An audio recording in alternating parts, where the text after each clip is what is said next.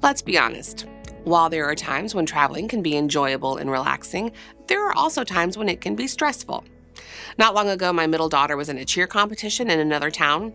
Now, if you've never had a child or relative in cheer, you should know that it is a lot of activity for a 2.5-minute performance.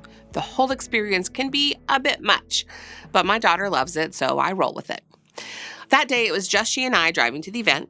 I made sure that I left with plenty of time to get there. The last thing I wanted was to be late. We were so early, in fact, that I felt absolutely zero stress about the time. We got to the venue about an hour before her coaches asked her to arrive. It was a huge venue, and there were a lot of teams there from various states, age groups, and classifications, so we weren't the only people trying to get in. Well, to enter the parking lot, there was a single station that only took credit card payments, and there was nowhere else to park. I noticed that the line was long, but I thought to myself, we're an hour early. Surely this won't take that long. 30 minutes later, we were still in line. The more time passed, the more anxious my 9-year-old became. I told her to just get out of the car and walk in, but she is the type of kid who's too anxious to do something like that. Her stress and worry were rubbing off on me, and I found myself constantly glancing at the clock.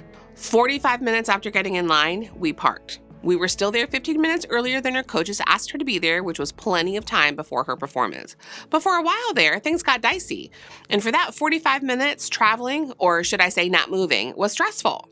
Now in life, it's hard to find a resource more precious than time. We can't save it, and we can't get it back. Sometimes it moves quickly, sometimes it moves slowly. There are days we can't wait to get over, and the days that we wish would last forever. We all sit in different places when it comes to time. Some of us live stressed out by time. We go from one thing to the next, and there doesn't seem to be enough hours in the day to accomplish what we need. Time almost always brings a sense of frustration, worry, or anxiety. Anytime someone asks us how we're doing, we reply, "I've just been so busy lately." That seems to be our standard answer. Whatever season we're in, we can't wait to get to the next one. Time is moving fast. In a life with no margin, there aren't many pauses. We don't stop and reflect because we don't have time. We're not moved by anything because we don't really hear or see. Our hearts aren't touched by what happens or by people because we're tired. We're busy. We go through our daily routines without much thought. There isn't much time for reflection, processing, or even planning. At the day's end, we collapse in bed exhausted, thinking about what we didn't get done. The next morning, we're up with the alarm clock, not quite fully rested, but ready to start the process again. Day runs into day, week into week, year into year. Although it might seem that that makes sense to us, it's not healthy. More than that, did God intend for us to live like this? Some of us don't give much thought to time. I've been in phases like that too. Maybe you have young kids right now and feel like you're doing the same things over and over every day. Some of you may be retired and unsure of exactly what to do with your time. Maybe you feel like you waste a lot of time, or maybe time doesn't seem precious or valuable to you. You may even feel like you're in a season of life where you're not doing anything that seems to have purpose or significance. On our journey through time, life is a big deal. And what we talk about today can be huge when it comes to the way we approach our time. In this series, we've been looking at the book of Psalms. It was written over a long period of time by a lot of different authors, so there are a wide variety of perspectives, emotions, and experiences. But at the end of the day, each author stayed true to their faith in God. Their journeys were rerouted time and time again, but they remained anchored to their trust in God. As we close the series, we're going to look at the one praise song in the book that was written by Moses. Moses is obviously one of the biggest heroes of our faith, but no one was rerouted more than he was. Think about his life. He was raised in royalty in Egypt by a lady who wasn't his mother. He fled for his life into the wilderness where he settled down and likely assumed that he'd be there for the rest of his life. He was miraculously instructed to go back to Egypt to lead the Hebrews' miraculous exodus from slavery. He was the main leader of these millions of people as they wandered in the wilderness for decades until they got to the home God had promised them. Moses saw a lot in his life, a lot of good, a lot of bad, victories and failures, births and deaths, peace and war. At some point in the wilderness with the Hebrews, he wrote this psalm. Scholars believe that it's probably the oldest psalm in the book.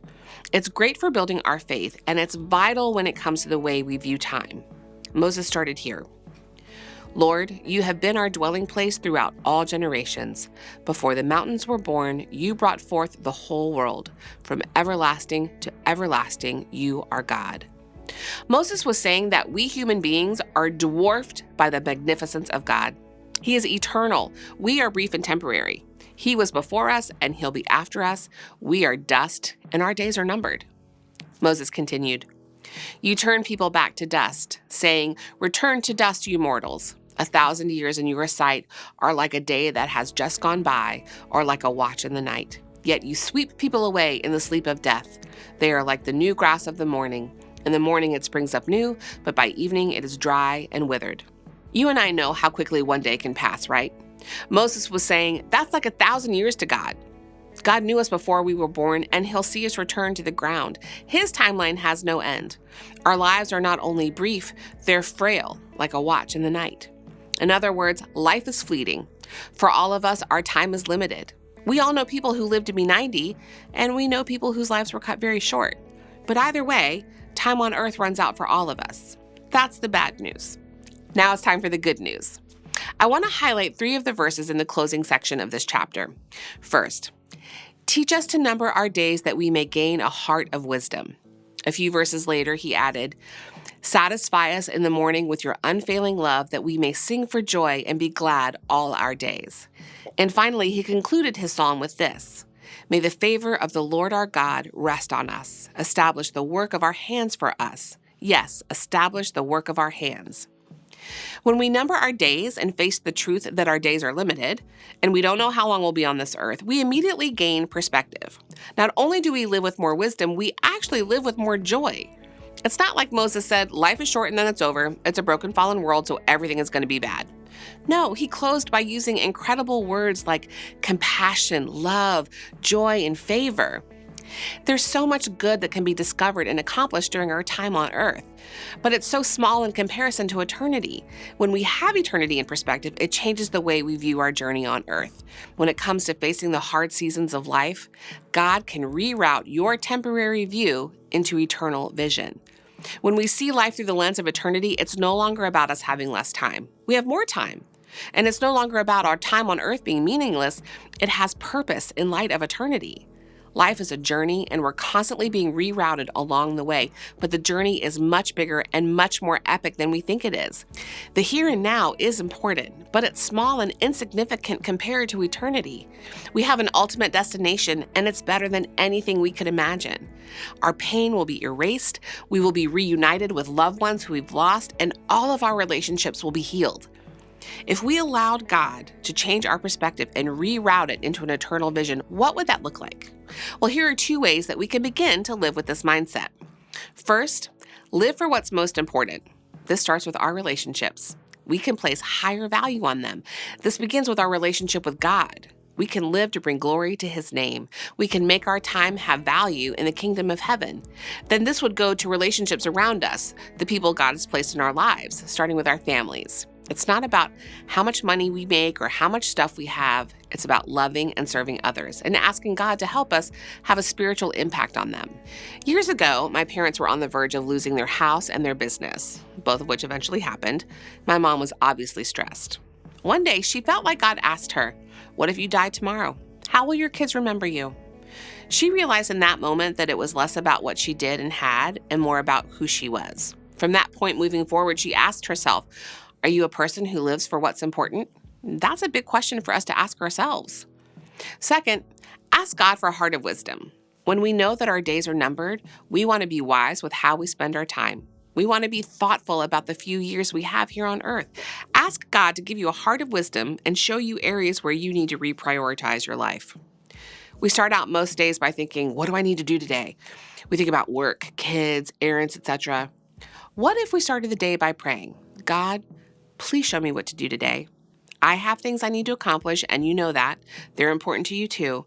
But will you also give me an eternal perspective today so that my life makes not just an earthly impact, but also an eternal impact? Imagine what you might be open to seeing if you started your day that way. Our journey here on earth moves quickly, but it doesn't end there. Life on earth will have ups and downs, peaks and valleys. You and I will have victories and failures. But like the psalmist, we can continue to trust God even as our journey changes directions. We can continue to sing praise songs even in the tough times in life. God can reroute your temporary view into eternal vision. Let's organize our lives around what matters most. Your time has purpose, and so do you.